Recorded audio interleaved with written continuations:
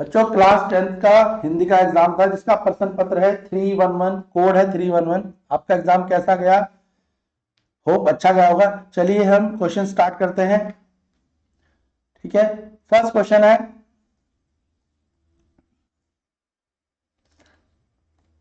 गद्यांश, और गद्यांश को पढ़कर आपको इसके आंसर देने हैं। चलिए देखिए पहला क्वेश्चन, किसी भी देश के आधारभूत विकास के लिए आवश्यक है। तो किसी भी देश के विकास के लिए क्या आधारभूत आवश्यक है? मातृभाषा में शिक्षा का विस्तार होना। तो हर देश की अपनी एक मातृभाषा होती है, तो शिक्षा उसी के हिसाब से जो है अगर उसी मातृभाषा में पढ़ाई जाए तो आसान होगा। तो इसका फर्स्ट क्वेश्चन का आंसर है डी। सेकंड है, स्वास्थ्य और चिकित्सा की दृष्टि से कौन से देश अच्छी स्थिति में हैं? तो अगर हम स्वास्थ्य और चिकित्सा इस गद्यांश के हिसाब से देखा जाए तो इस जो ये हमने गद्यांश पढ़ा उसके हिसाब से इसका करेक्ट आंसर होगा मातृभाषा में चिकित्सा शिक्षा देने वाले देश। जो अपनी ही भाषा में क्या देते हैं? चिकित्सा शिक्षा देते हैं, वह देश क्या है? ज्यादा अच्छे हैं। चलिए नेक्स्ट, जो इसका थर्ड है, भारत में क्षेत्रीय भाषाएं के अपेक्षाकृत कम विकसित होने का क्या कारण है? जो भारत की क्षेत्रीय भाषाएं यानी हर क्षेत्र की जो अलग अलग भाषाएं हैं उनकी पॉपुलैरिटी कम क्यों है? ठीक है, क्योंकि हिंदी भाषा का वर्चस्व है, अंग्रेजी भाषा का वर्चस्व है। तो भारत के लोग ज्यादातर या तो हिंदी में बोलना पसंद करते हैं या अंग्रेजी में, और हिंदी और अंग्रेजी सबको समझ भी आती है। तो जो क्षेत्रीय भाषाएं अवधी हो गई या मैथिली हो गई या उत्तरांचली हो गई या हिमाचली भाषा है, उन भाषाओं का प्रभाव कम है, तो उपयुक्त प्रयासों का अभाव है। ठीक है, तो इसका ऑप्शन है सी कि प्रयास नहीं किए गए हैं। नेक्स्ट है, मातृभाषा में शिक्षा प्राप्त करना आसान होता है। इस कथन के पक्ष में निम्नलिखित में से कौन कौन से तर्क सही हैं? तो मातृभाषा में ये सत्य है कि अगर हमें अपनी ही भाषा में शिक्षा प्राप्त होगी तो आसान होगा। अगर हम जैसे बहुत सारे बच्चे हैं जिनकी इंग्लिश अच्छी नहीं है तो कई जगहों पे उन्हें इंग्लिश में बहुत सारी चीजें समझ नहीं आती, तो अगर हमें शिक्षा सबको प्रोवाइड करानी है तो हमारी शिक्षा मातृभाषा में होनी चाहिए। और इस क्वेश्चन फोर्थ के हिसाब से इसका कथन होगा मातृभाषा में प्राप्त ज्ञान समझना सरल होता है। ऑप्शन ए है इसका। ठीक है, समझ आया? तो मातृभाषा में जो शिक्षा है वो समझना आसान होता है। और अगर इसके विकल्पों के हिसाब से देखें तो इसके विकल्पों के हिसाब से भी इसका आंसर क्या बनेगा? 1, एक सही है, यानी मातृभाषा में प्राप्त ज्ञान का समझना सरल होता है। क्लियर है? नेक्स्ट देखो, नेक्स्ट है, कथन और कारण को पढ़कर उपयुक्त विकल्प चुनकर लिखिए। कथन है, भारत में शिक्षा के माध्यम में बदलाव वर्तमान की आवश्यकता है। कारण है, शिक्षा के माध्यम के प्रति दृष्टिकोण समाज में क्रांतिकारी परिवर्तन ला सकता है। तो कथन क्या है? शिक्षा के माध्यम से बदलाव वर्तमान की आवश्यकता है, यानी आज के समय में क्या हमें शिक्षा में बदलाव करना चाहिए। अगर हम शिक्षा में बदलाव करेंगे तो हमारे बच्चों का जो फ्यूचर है वो भी अच्छा होगा। आज की डेट में देख रहे हैं आप, शिक्षा में बदलाव भी हो रहा है, ऑफलाइन ऑनलाइन दोनों प्रकार की शिक्षा हो रही है, डिजिटलाइजेशन हो रहा है। तो क्या ये बदलाव अच्छे हैं? और कारण पूछा है, शिक्षा के माध्यम से प्रति दृष्टिकोण समाज में क्रांतिकारी परिवर्तन ला सकता है। तो जो शिक्षा में ये चीजें आ रही हैं, क्या ये वाक्य में भविष्य में कुछ क्रांति, कुछ बदलाव ला पाएंगे?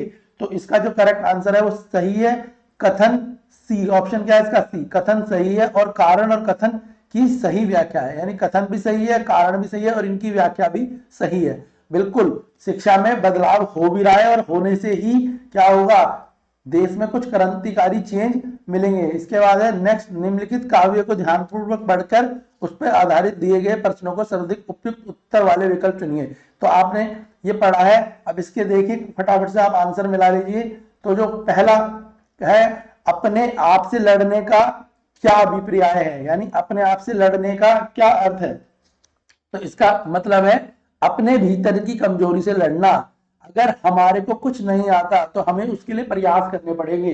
ठीक है, यानी अपने अंदर की, ये नहीं कि हमें दूसरों के बारे में कुछ सोचना है या हमें शारीरिक कमजोरी के बारे में सोचना है, मानसिक, हमें किसके बारे में सोचना है? अपने अंदर की कमजोरी के बारे में, और उससे लड़ना। उससे लड़ने का मतलब है हमें और ज्यादा प्रैक्टिस करनी पड़ेगी अपने आप में इंप्रूवमेंट लाने के लिए। नेक्स्ट है, जो नत हुआ वह मृत हुआ, क्यों कहा गया है? जो नत हुआ वह मृत हुआ, ये कवि ने क्यों कहा है? ठीक है, इसका ऑप्शन है डी, स्वाभिमान रहित जीवन मृतक के समान है।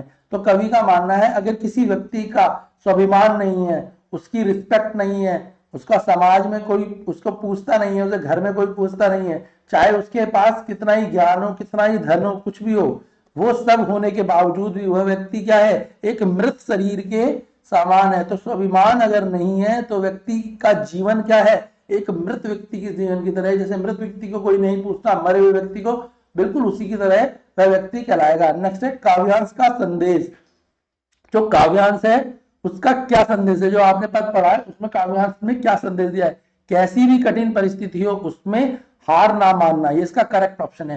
परिस्थिति आपके पास कैसी भी आए, क्योंकि समय के हिसाब से परिस्थितियां बदलती रहती हैं, अच्छी और बुरी आती रहती हैं। परिस्थिति कैसी भी आए मगर आपको परिस्थिति में लगातार प्रयास करते रहना है जब तक कि आप जीत ना जाए। तो यहाँ पे इसका अर्थ ये संदेश ये कैसी भी कठिन परिस्थिति हो उसमें हार ना मानना, कभी नहीं। ठीक है, ऑप्शन सी है काव्यांश का संदेश। नेक्स्ट है कांटे और कलियां किसके प्रतीक हैं। तो यहाँ पे कवि बोलता है कांटे और जो कलियां हैं वो निर्माण और पतन दोनों का प्रतीक है।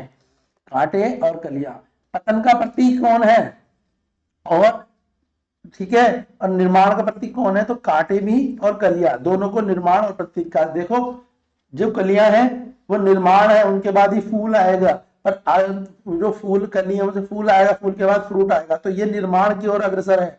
ऐसे ही कांटे जब आते हैं तो आदमी के जीवन में समस्याएं आ जाती हैं। तो कांटे और कलियां किसका प्रतीक है, निर्माण और पतन का। जल्दी से नेक्स्ट देखते हैं।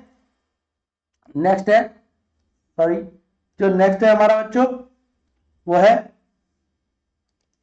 नेक्स्ट में कवि ने कहा कथन और कारण पर विचार करते हुए सही विकल्प चुनकर लिखिए। तो जो कवि है उसने यहाँ पे क्या बोला है, कथन है मानव मात्र का जीवन संघर्षपूर्ण है। मानव मात्र का जीवन यानी जो मानव है उसके जीवन में हमेशा क्या रहेगा, संघर्ष रहेगा, कंपटीशन रहेगा, बचपन से लेके बुढ़ापे तक। जब बचपन होगा तब उसे प्ले स्कूल जाना होगा, बड़ा होगा तो स्कूल जाना होगा, और बड़ा हो जाएगा तो कॉलेज, और कॉलेज के बाद अच्छी जॉब। तो हमेशा उसके लिए एक जीवन में संघर्ष बना रहेगा, चुनौतियां बनी रहेंगी। कारण मानव मात्र को अपने जीवन पर सम विषम हर तरह की परिस्थितियों का डटकर सामना करना चाहिए। और जो मानव है उसके सामने कोई भी परेशानी आ रही है, अच्छी है या कोई बहुत खुशी की बात है या दुख की बात है, दोनों ही चीजों में वो निरंतर क्या है, सेम डटकर खड़ा रहे। खुशियां हैं तो उन्हें भी अच्छे हिसाब से अच्छे तरीके से अडॉप्ट करे, और अगर कोई कष्ट है तो उसे भी अच्छे तरीके से डील करे। तो यहाँ पर जो इस कथन फिफ्थ का जो आंसर बनता है वो बनता है सी, कथन सही है, कारण सही है और कथन की सही व्याख्या है। क्योंकि मानव मात्र जीवन का संघर्षपूर्ण है, बिल्कुल सत्य है। मानव मात्र को अपने जीवन में सम विषम हर तरह की परिस्थितियों का डटकर सामना करना चाहिए, बिल्कुल करना चाहिए। तो इसके कथन भी सही है, व्याख्या भी सही है। बात समझ आ गई बेटा।